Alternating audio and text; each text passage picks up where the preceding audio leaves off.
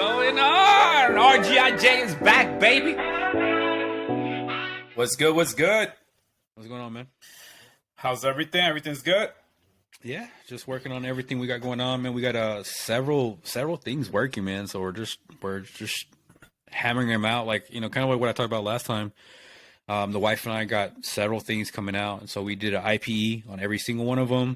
Okay. The most easiest to the hardest one, and we mapped them out, put due dates on them, and we're just rocking and rolling with it.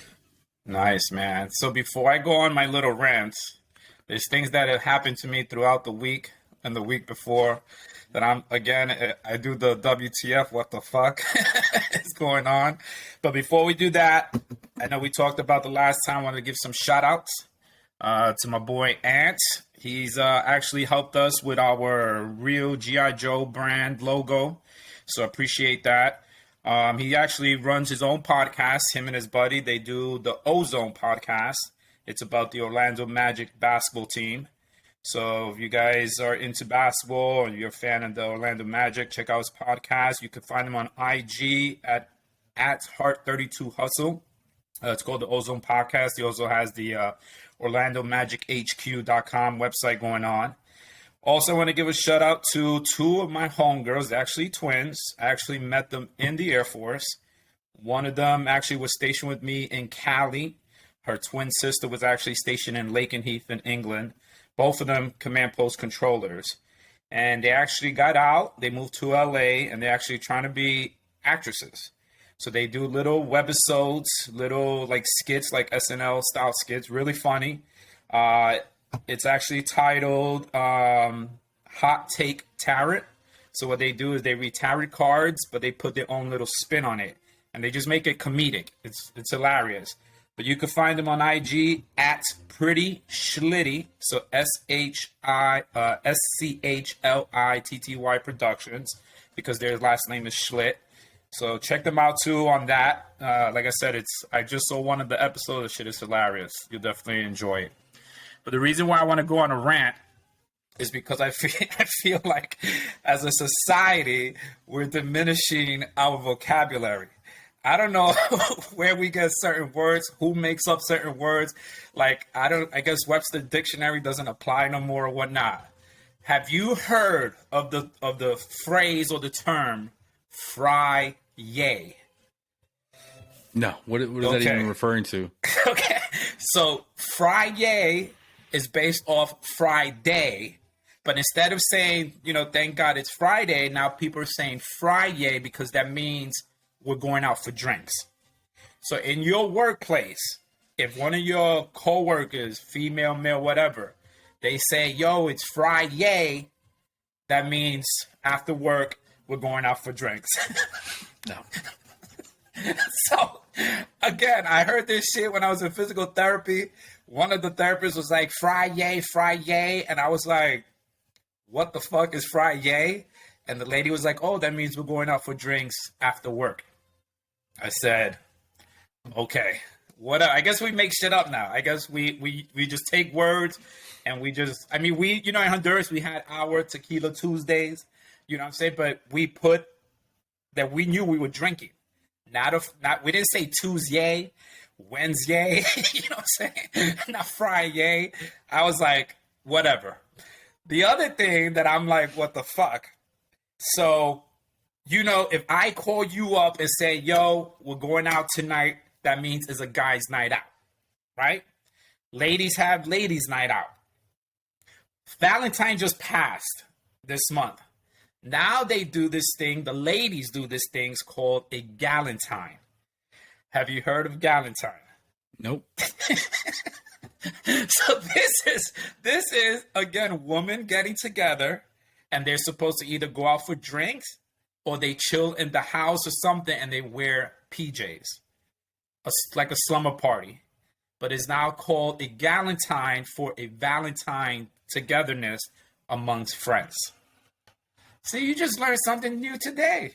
Nah, I'm gonna forget this tomorrow. But so when your wife says, "Babe, I'm having a galentine," now that means that she's going with her lady friends to go have some drinks at somebody's house or in a restaurant or something. Again, I don't know where the fuck we're coming up with these phrases. I don't know where the fuck we're coming up with these words. Friday, Galentine. The last episode we did, Chugi. Like, I don't understand where this nonsense. People stop. If one of my boys came up to me and texted me or something and said, yo, we're going to do a Galentine, you're not my friend no more. Like, I'm taking your man card. I'm revoking it. You are no more associated with me at all. So I'm just like, this is fucking nuts, man. I couldn't believe it. What do you think about people making fucking phrases and terms and words up like that? Well, I mean, like the Valentine's one, it's like, oh yeah, so you mean everyone that's lonely? Like, it's kind of like, pretty much. Yeah, it's like they take all the single heads and get together. Yeah, it's like we're dressing up on PJs, we're doing this, like, oh, so nobody loves you, pretty much is what you're saying, like nobody, and you still want to feel special, like it just. I think it's like one of those ones where it's like when people make things up, it's like that's cool, man, but it's just like fine. You can call whatever you want on this one, but we'll always know it. Everyone will just know, like, oh, it's all the single people, it's all the lonely people. Apparently, Galentine's been out.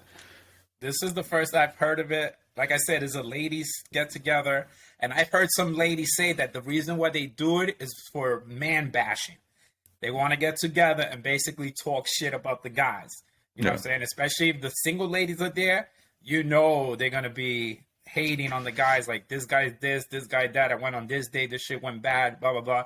So it's like a venting session, you know what I'm saying? Like a confession, but in a house with drinks and everything else. And a lot of ugly chicks. a lot of lonely chicks. Lonely, ugly, like bad personality. Like it's one of the all above. So I was just like, this is too much, man. I was like, let me save this up because I don't understand who's giving people the rights to do that.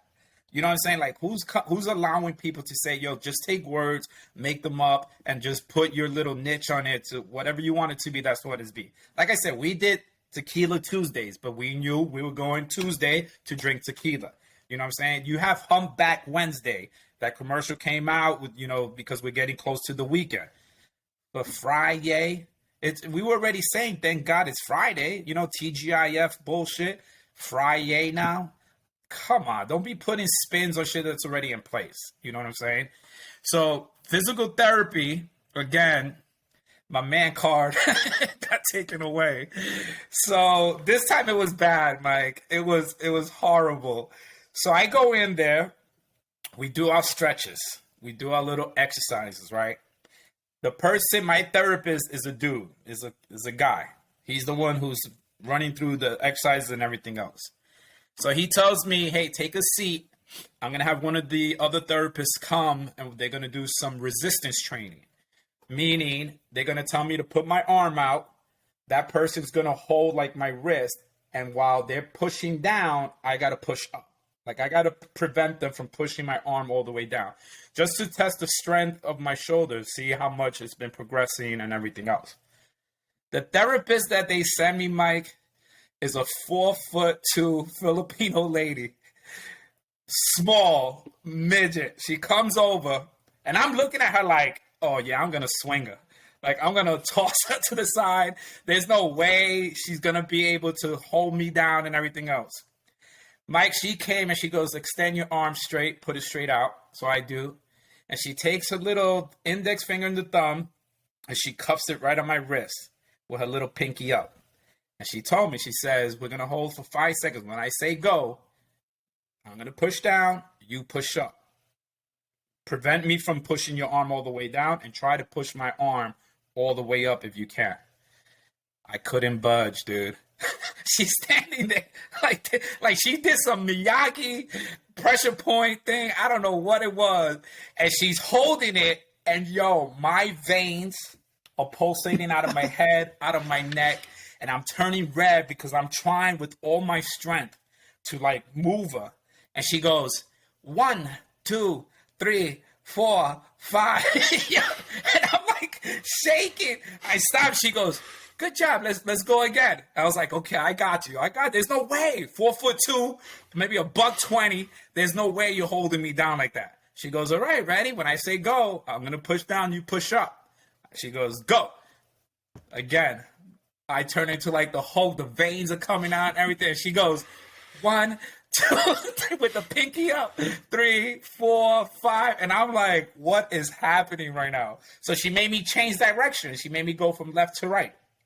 She goes, okay, I'm going to hold your wrist again. And again, I'm going to push inward. You push outward. Ready, set, go. And she's like, 1, 2, 3, 4, 5. And I'm like, yo, take this girl out of here. I was like, why you didn't give me the big diesel guy? At least I could be like, yo, he was too strong for me. But dude, they sent me a 4'2" Filipino chick. I mean, 120, like I said, not even big or anything, bro. And just that little touch, my shoulder couldn't fucking move anything, man. It was nuts. At least it's better than you like kind of screaming or anything like that. So at least there's like some kind of like, hey, at least you didn't, pull bitch or anything like that. Yeah, but she diminished my manhood, man, because everybody's there. Everybody's watching, and like I said, my veins are coming out. Even the therapist guy that had the session with me, he's laughing in the background because he sees me struggling. Like he sees me putting all my energy and effort to move this Filipino lady's hand, and I couldn't fucking nudge it at all. She like Mr. Miyagi me, and what the other therapist was saying that it's a little trick, you know what I'm saying? Because if she would have put it on my elbow, because I had more room of physical power to work with, I would have been able to lift it. But because she said she held my wrist and it's not at full potential, that was the reason why she was able to just keep me down and whatnot. But I told him, I was like, why you didn't give me the strong diesel dude, man? Why you had to give me the 4'2" Manny Pacquiao over here to come and hold my wrist down that I couldn't even do nothing with it, man? But it was just funny. I just left out of there laughing. I was like, when it gets stronger and it heals, we'll try it again, and I'll bet you I'm going to fucking fling you to the wall. So no problems there. That's how you might find the missus right there. That's be like, how'd y'all meet? Be like, I flung her ass to the wall. I went home and I trained. No more making fun of me. I had to show who's boss, who's in charge, and everything else. What I do want to talk to you about is one thing that I was thinking about when you mentioned it, and I was hoping to have brought it up when we had Nori on the show. And it was something that you were talking about when it came to like salaries and stuff like that in the workplace and everything. And something I definitely would like to pick your brain on, because I know it's something that I'm going to venture into when I go to find work and everything else. And that was something that you said about basically evaluating your worth, right? Based off what they were bringing to the table, definitely didn't match what you felt you were bringing to your table, right? So you felt like, your worth was something more than what they were seeing it for. And that really stuck with me, because I was like, I'm trying to do all this stuff to better myself, going back to school and everything else, the 20 years with the experience with me and whatnot. So in my mindset, I'm like, I'm doing this because I want to be a good candidate. I want to be, when I go to that interview or whatever, or I send in my resume, that shit looks above everybody else who's trying to take that job, because I'm bringing all this stuff to the table. I'm bringing my work to it. And I saw this quote. I'm going to read it to you here. It says, your value doesn't decrease based on someone's inability to see your worth. So what do you think is that? What determines a person's worth? What do you think determines a person's worth?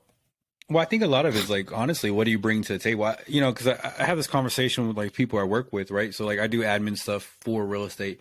And a lot of times, I tell them like, I'm not a person, I'm a resource. Like I'm a resource. Like I bring something to the table, and I'm good as only as what I can bring to the table. I don't look at myself as an individual, like, hey, I'm a person. Like, no, what do you bring to the table?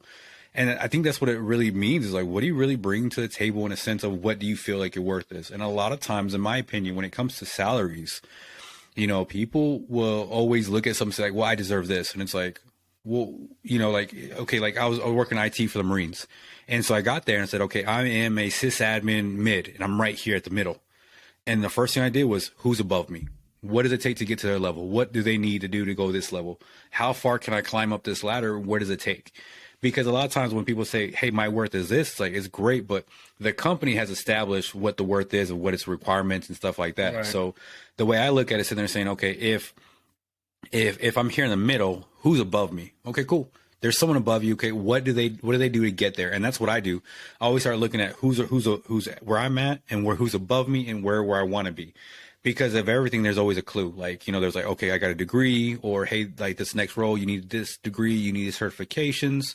And so I went and got those. I got those certifications and I got those degrees. And at that time, I didn't get a pay raise for any of that stuff, but I had it ready. And so when it came up, I was able to get a pay raise. I was able to get the different positions and stuff like that because I had everything ready for that. And so that's how I look at those kind of concepts is what are you doing to bring it? And also times, I think a lot of it, when you have your value in place, you have to be able to walk away. And I think that's the hard part for a lot of people is they don't like, if I feel like I'm bringing a lot to the table and I'm not getting anything for it, well, then I'll just leave. But that's because I have a confidence knowing I can get another job. I can do these things. And so it's it's back and forth. But, like that worth stuff, man, it's hard because like people don't look at themselves of what they bring to the table. They look at like, well, I need this, I need that. But hardly anybody really looks at themselves and says, what kind of resource am I for everyone else? Yeah, because I know when I joined the military, I went with the mindset, and it started happening after I left Germany. But I went with the mindset, like you said, who's the top controller here? You know what I'm saying? Like who has the spotlight? Who's the best one at their job? Because that motivated me to be like, I need to basically dethrone that person. Mm-hmm. Because then once I dethrone that person, and it was not negative, like, we still will work together and everything else. But internally, I was saying to myself, because he was getting the love from the colonels, the master, the senior master, like everybody was like, yo, where's this person? Because that person knows what they're doing. You know what I'm saying? So, and that actually sort of helped because if he needed help with something here, promotion, hey, I want to go for an award or anything like that, his worth of him knowing his shit, his job and everything and being on top of his game every single time, that showed me like, yo, I need that. I need to be like that person so that way I'm in the spotlight. I'm able to put myself into awards and everything else. Now I'm able to sort of spread my work because it shows that I'm committed to my job and what I do. So every base that I've been to, I always went with that mindset like, yo, who's the top controller and how do I dethrone them and take over the crown from them? And it's definitely something where, in the military, we weren't able to say, yo, if I'm not valued, then I'm out of here. Unless you just said, fuck, I'm not going to re-enlist or anything like that. But most of the time, you really had to sort of commit to fucking want to be the best at that job. And if it meant reading the regulations and everything else, you needed to do that stuff because if not, your worth was not going to be nothing besides you clocking in and clocking out. You know what I'm saying? And I think a lot of times, it's hard for people to understand that. And I'm glad I learned it early because I've noticed that in the civilian life, like there is really no structure like a military structure. You just go into the company, you get told, hey, this is your office, this is what you're going to be doing, and then figure it out from there. You know what I'm saying? So at least in the military, you were able to see, okay, I need to finish my CDCs on time. I need to do the leadership school. I need to fucking check all these boxes to be able to get to that next level of being the senior controller, of being the superintendent, of being everything else. Whereas in the civilian world, I don't really see that structure. So sometimes I'm like, damn, because I was talking to one of my friends when I was at the little engagement, and he was telling me straight out, like, yo, COVID really fucked everything up because in the hospitality business, even though he felt his worth was, you could have kept me, but they couldn't because it was just like, sorry, the pandemic hit. Our business is based off customers, and if we don't have customers, sorry. But when everything started reopening, he went back and was like, he found himself another place and said, hey, this is what I want. They were like, well, we'll pay you this. And he was like, well, I'm not worth that. But they were like, okay, so we don't care. You know what I'm saying? There was somebody else that will come through that will take this money. And I'm starting to notice that too. Like a lot of businesses will offer you way less than what you're trying to ask for because of the fact that they know they're thirsty people that are like, yo, I just want to get a job. You know what I'm saying? So then that's like, how do you define your worth then? Because now you're just in a competition. Do you take that 30 G's when you know you should be worth 90 just because you need to just get back to work and everything else? Or can you say, I'm not worth that, and let me move away from this, and I'll wait for another job. But then, how do I pay my bills? You know, because he said he had his emergency fund, which is great. A lot of people should definitely have one of those. But it was like he noticed that he kept putting his hand in there, and he's like, "Yo, but in my last job, I was director, I was manager, you know, I was all this stuff, and now all of a sudden, I'm like back at square one, like." What the heck? And he's turning down jobs because he's like, yo, that's not my worth. You know what I'm saying? So I'm starting to notice a lot of that. And it's sort of scary because it's like, for us, you know, a lot of people don't, you know, I tell them you don't have the luxury like I do where I still have my income. Whether I'm working or not, I still have my income, which I could always rely on until I could find a job. Yeah. Most of you cats don't have that luxury. You know, you got to base it off who's willing to hire me. And if they're going to just pay me $10 and I know I need that money right now and then, I'm going to take it. But then again, you don't realize, am I really worth that? I should probably be, you know, everybody should be thinking I should be worth more. You know what I'm saying? But a lot of people don't because they just, depending on the situation, what's going on. But, you know, a lot of times people don't really think about the worth of themselves because they're just like, I just need a check. I need to pay my bills. I need to pay my rent. You know what I'm saying? Yeah. Well, what I'll say to that though, like to that person, right? Like my advice would be that person was sitting there and say, hey man, they're offering you 30,000, you're worth 90, right? Okay, cool. Obviously they can't pay you, but who else can? And if the answer is like really nobody, take that job and hustle the fuck out that bitch. Like let these motherfuckers know that they need you. Because, and what I'm saying though is, and I've done this too. I've actually had jobs where they're not paying me, but I'm like, cool, I'll show you. And watch this. And it's like, you go for these things. And what you do really is you sit there and you go and they're like, man, I want to promote you to manager. And you've had those, like, there's some people who have had those jobs within a couple months. They're like, let's promote you to manager, man. You're definitely not this one, but you have to be humbled enough and sit there and say, cool, I'll start at the bottom. Why? And it's kind of almost in a sense of like, I know my worth, but I also know what I'm gambling on myself. And I know that I can gamble on me, and I know that I'm willing to work hard. And I've done that. Like I did that last year for a job. I mean, there's sometimes, man, you're like, I'm worth this. And they're like, we can't pay you for this. Like, cool. Well, you know what? Give me an audition and I'll let you know that you have to pay me more because you can't live without me in a sense.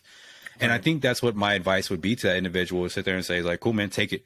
Why? It sucks. Yes. But guess what? You got to be humbled, man. Take that humble pie with you. If you come to work and you work your ass off and you're humbled, I promise you won't be there. Like the next year will be a little bit different. It may not be at 90, you might be at 40, but you will start seeing an improvement because what you're showing those people is, hey, not only like I can be humble and I can take these things, I understand it, but also watch this. Like I'm going to interview for these top jobs because I'm going to show you what I'm worth. And I think a lot of times when someone's saying like, hey, I'm going to show you my worth, it's, and I say this too, like, hey, I know my worth, but it's also, I'm going to show you this shit. Like, watch this. Right. You're not going to be able to find somebody who has this amount of skill sets and that. Is it kind of confidence? Yes. Is there a difference between confidence and ego? For sure. But it's a very fucking fine line. You know what I mean? It's one of the ones where it's like a little too much pizzazz and you got ego, right? It's just a little here, the zig and zag. And I think that's where it comes down to that. And, you know, there's people that they, you know, like when it comes to like, even what you're saying earlier, yeah, I know you're worth all this, but if your industry goes away, you ain't got shit. You know what I mean? Now, do you have skills that can transfer over? 100%. Like that is completely a possibility. However, you do have to understand that, like, you know, if you're a truck driver and the roads are canceled or whatever, like you don't have a job or whatever, you get what I'm saying? Like, right. Same thing with IT. You're valuable until they don't need you no more. And that's just how things go in everything. Yeah, because I noticed even during like the TAPS, the transition program, all these big wigs that held leadership positions, you know, on the base and whatnot, TAPS really was an eye opener for them because, or like the job fairs that they did because they thought, you know, I'm coming out 1-star, colonel, whatever, like I'm CEO. And a lot of the jobs were like, dude, you got to start at the bottom. You got to start building boxes before you can make it to, you know, to the CEO seat. And they're like, what? You know, that was sort of an eye opener for them because they're like, wait a minute, I lead thousands of soldiers, or, you know, I'm a commander, or I'm a director of staff, whatever the case may be, or I'm a colonel. And these jobs were just like, okay, like that doesn't mean anything to the civilian world. You know what I'm saying? So it's like, you think you're going to just come into fucking Amazon and be like, yo, I'm running Amazon now because I was a colonel in the military. It's not going to work that way.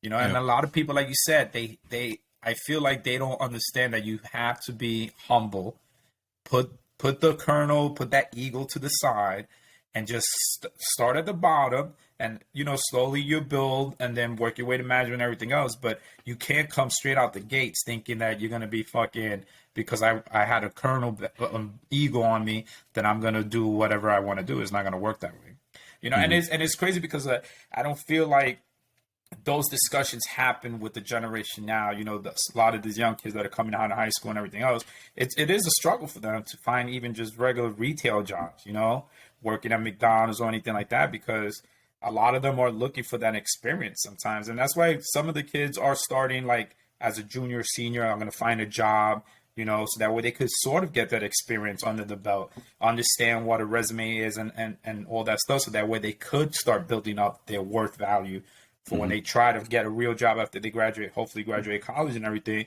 then at least they have an understanding of the structure or whatnot.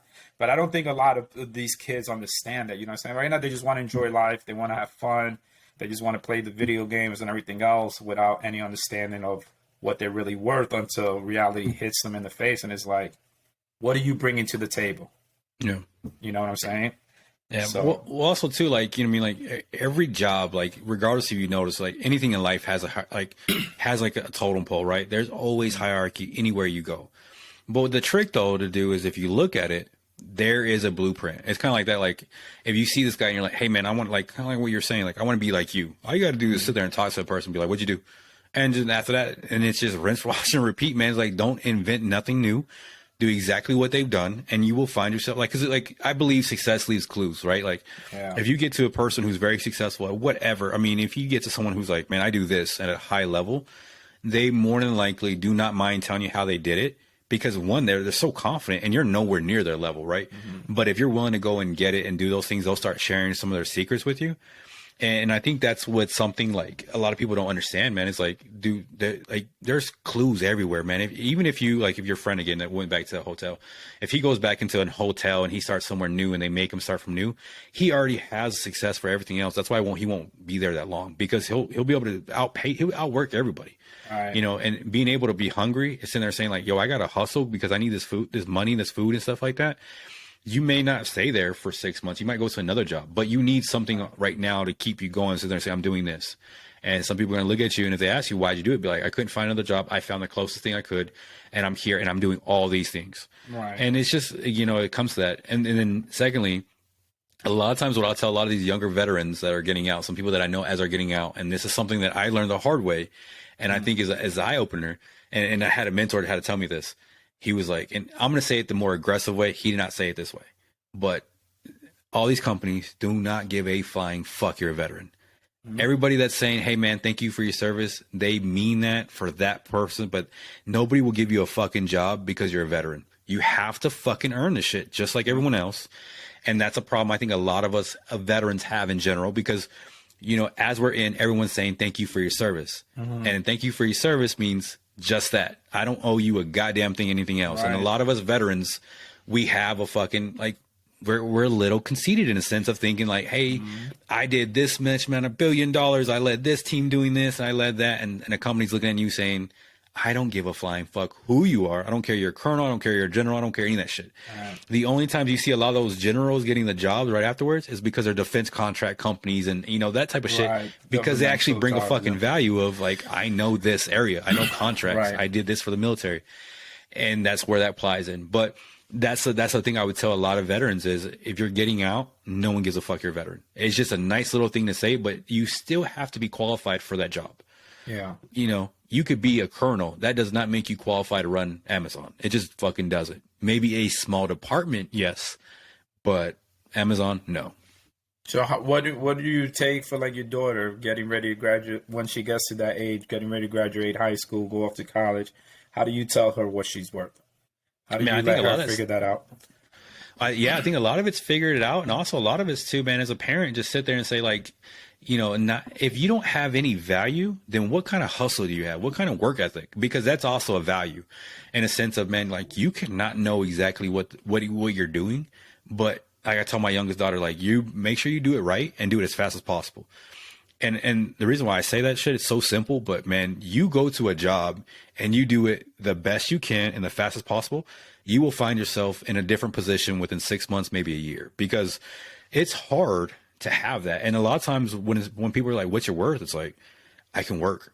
That's actually a worth. And that's, I may not be the smartest.